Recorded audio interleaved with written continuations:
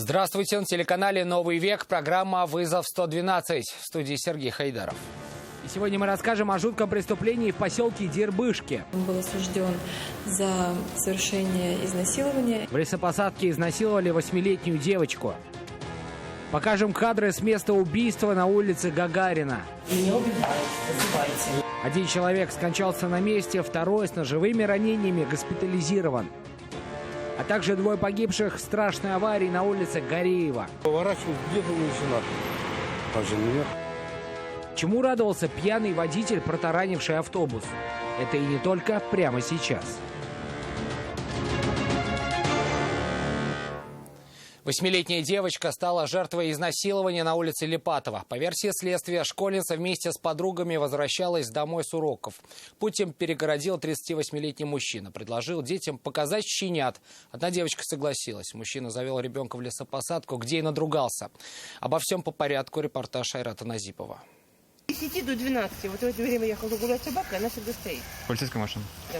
О том, что произошло минувшим днем, местные жители не знали, но говорят, что рядом с тем местом, где произошло преступление, часто стоит полицейский автомобиль. Видимо, в момент встречи злоумышленника и детей стражей порядка там не было. Как считает следствие, 38-летний мужчина подошел к группе школьниц и предложил им показать щенят и пройти вместе с ним. На такое предложение согласилась одна из девочек.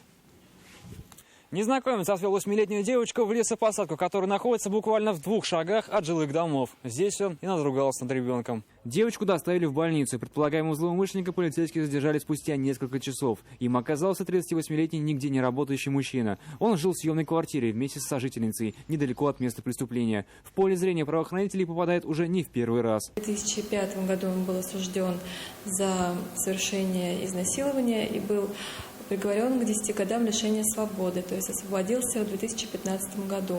В отношении подозреваемого возбудили уголовное дело по статье «Насильственные действия сексуального характера, совершенные в отношении лица, не достигшего 14-летнего возраста». Завтра ему изберут меру пресечения. Айрат Назипов, Наиль Абдуллин, «Вызов 112». Страшное убийство произошло ночью в квартире одного из домов на улице Гагарина. Погиб 32-летний мужчина. Другого пострадавшего с 11 ножевыми ранениями госпитализировали в тяжелом состоянии. Экстренные службы вызвали соседи, которые услышали крики о помощи. Спиртного в квартире не было, и соседи утверждают, что застолье там никогда не устраивали. При этом рассказали Нафисе Минязовой, что помимо пострадавших видели еще одного мужчину. Не убивают, вызывайте. Установка практически до приезда полиции. Женщина рассказала, что услышала, как ее сосед просит о помощи, вышла на лестничную площадку, поднялась на этаж выше и увидела, что он сидит весь в крови. 32-летний мужчина успел лишь сказать, что его пытались убить, и пока пенсионерка вызывала скорую помощь, он скончался. Второй раненый мужчина лежал на кухне в квартире погибшего. Его медики застали живым.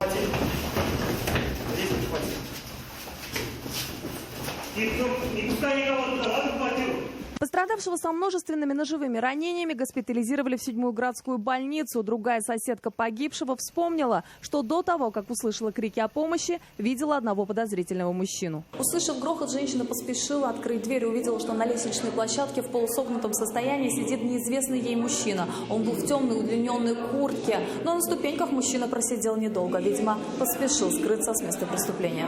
Камер наблюдения, говорят соседи, ни на этом доме, ни на соседнем нет. Из подозрительного в квартире полицейские нашли 3 ножа, на столе 1000 рублей. Спиртного там не было, и соседи подтвердили, бурных застолий в квартире не устраивали. Пьяных гулянок таких особых нет, но приходили друзья, но не было такого, чтобы... Но они же не алкоголики? Нет, нормально? Он работающий, у него семья, у него жена есть, ребенок. Второй пострадавший сейчас находится в больнице. Следователи работают на месте преступления и выясняют мотивы убийства. Нафиса Минязова, Константин Бушуев, «Вызов 112». 2 человека скончались сегодня утром в результате крупной аварии на улице Гореева. Там 70-летний водитель Hyundai насмерть сбил свою ровесницу, которая вместе с мужем переходила дорогу по пешеходному переходу. После наезда водитель иномарки проехал еще сотни метров, затем врезался в Kia Rio, затем и в столб. Когда очевидцы подошли к машине, водитель был уже мертв. Айрат Назипов с места трагедии. Поворачиваюсь, где-то жена. А жены нет. Смотрю, в воздухе она летит перед ним-то. Этим утром Мухаммед вместе со своей женой переходили дорогу на улице Гореева. Шли по всем правилам, по зебре и на зеленый сигнал светофора. Мужчина был спереди, его супруга чуть сзади. Она успела пройти всего пару метров. Пожилую женщину сбил Hyundai. Не притормозил, просто вот так. Нет, как вы притормозили? Я говорю, со свистом как тронулся. Ну все, я тут, думаю, я в зеркало садил. Я думаю, придурок какой-то сначала. Ну, нормальный человек, ты так не должен поступить же. Однако причина аварии была связана со здоровьем водителя. По предварительной версии, 70-летнему мужчине стало плохо за рулем, и он потерял контроль над машиной. За несколько секунд до аварии Hyundai стоял на светофоре и неожиданно для всех сорвался с места. От светофора до пешеходного перехода несколько десятков метров. Этого хватило, чтобы водитель Hyundai набрал приличную скорость и нанес пенсионерке смертельные травмы. После наезда неуправляемый автомобиль на высокой скорости поехал дальше. Сначала он въехал в заднюю часть Kia Rio, а затем машину отбросило в столб. По рассказам очевидцев, на тот момент в салоне Hyundai сидела пассажирка, но ее попытки вырулить и избежать аварии оказались тщетными. В иномарке от удара сработали подушки безопасности. Когда к машине подошли очевидцы, водитель был мертв. Говорят, на бешеной скорости летел, не останавливался, даже на пешеходном. Я сама видела, там труп лежал. То есть у нее прям, извините, наружу. В общем, хотим, чтобы здесь сделали наземный переход детям. Или как можно больше лежачих полицейских. Не хотим, чтобы с нашими детьми такое случилось, не дай бог. Полную картину произошедшего еще только предстоит установить. Следовательно, также надо будет выяснить, скончался водитель Hyundai в результате приступа или же от полученных в аварии травм. Айрат Назипов, Наиль Абдулин, вызов 112. На улице Челюскина очень веселый и сильно пьяный водитель Део Некси протаранил автобус. 32-летний мужчина смотрел на произошедшее с юмором, и даже показания алкотестера и последствия пьяного вождения его не смущали. Весел был и водитель автобуса. Пассажиры не пострадали. Настроение было приподнятым у всех, кроме пассажиров легковушки. Почему, расскажет Рамиль Галиуллин. Этот бедолага не справился, управление врезался в автобус. Участники аварии были радостны и счастливы. С улыбкой на лице водитель общественного транспорта рассказывал, как легковушка врезалась автобусу прямо в лоб. Мужчина вышел убедиться, что все живы. Увидел, что водители и пассажиры Некси не только невредимы, но и настолько нетрезвы, что не могли понять, что же произошло и почему они остановились. Расскажите, пожалуйста, что произошло? Мозгам. Расскажу. 32-летний водитель иномарки, пусть и не совсем литературным языком, но все же попытался объяснить, как, по его мнению, произошла авария. Вы не справились с управлением, что ли? Жүріп кенә бардым. Жүріп кенә бардыңыз? Әйе. Нормально булдымы? Жоқ, нормально булмады.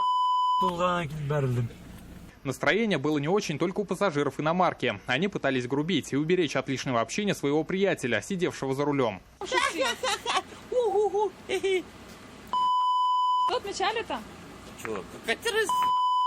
Автоинспекторы, чтобы убедиться и документально зафиксировать состояние водителя иномарки, вооружились алкотестером. Прибор показал, что ему предстоит выплатить штраф в размере 30 тысяч рублей. И в ближайшие 1,5-2 года мужчина законно сесть за руль не сможет. Рамиль Галиуллин, Нафиса Минязова, Константин Бушуев. Вызов 112. А на Сибирском тракте водитель «Шевроле Ланос» вылетел с проезжей части. Как отметил автомобилист, он двигался прямо, и на светофоре с Ясно-Полянского переулка ему наперерез выехал КАМАЗ. Чтобы избежать столкновения с многотонной машиной, мужчина резко вывернул руль и оказался на разделительной полосе. В итоге легковушка снесла дорожный знак. Водитель не пострадал. Вину в происшествии водителя грузовика мужчина намерен доказывать с помощью записи наружной камеры видеонаблюдения. Kia Sportage вылетела с дороги после столкновения с Мерседесом на перекрестке улиц Гагарина и Короленко. После касания корейская иномарка едва не задела пешеходов. Остановилась она лишь после того, как въехала в мешки с песком. Без помощи медиков не обошлось. Подробности у Айгуль Батрудиновой. К месту аварии оперативно подъехала бригада медиков. Помощь врачей понадобилась девушке-водителю Kia. Ее автомобиль после удара вылетел с дороги и въехал в мешки с песком. Сработали подушки безопасности. Как итог, женщина не получила серьезных травм, но на всякий случай отправилась в больницу. Ну, сознание было, все нормально было, да? А она одна в машине была, получается? Одна в машине была, да? Водитель «Мерседеса» не пострадал. Он рассказал, что поворачивал с улицы Короленко на Гагарина и пропускал встречный поток. Не пропустила лишь Kia Sportage. Там в левом ряду машины стояли на повороте. Я смотрю, свет красный загорелся, начал трогаться. Она поехала. Но я не могу точно сказать сейчас. Ну, то есть вы не видели, да, ее? Нет, не видел. Она с машины не была. Вы пока не признаетесь, да, вину? Не считаете? Ну, я не могу ничего точно сказать. Я ее не буду обвинять. Сам не буду тоже. То, что мужчина был обязан пропустить встречный поток, сомнению не подлежит. Однако на какой сигнал светофора выехала автоледи, еще только предстоит выяснить сотрудникам ГИБДД. Айгуль Бадрудинова, Айрат Назипов, Наиль Абдуллин, вызов 112. Это все, о чем мы успели вам рассказать. В студии был Сергей Хайдаров. До встречи. И не бросайте вызов судьбе. Вдруг она его примет.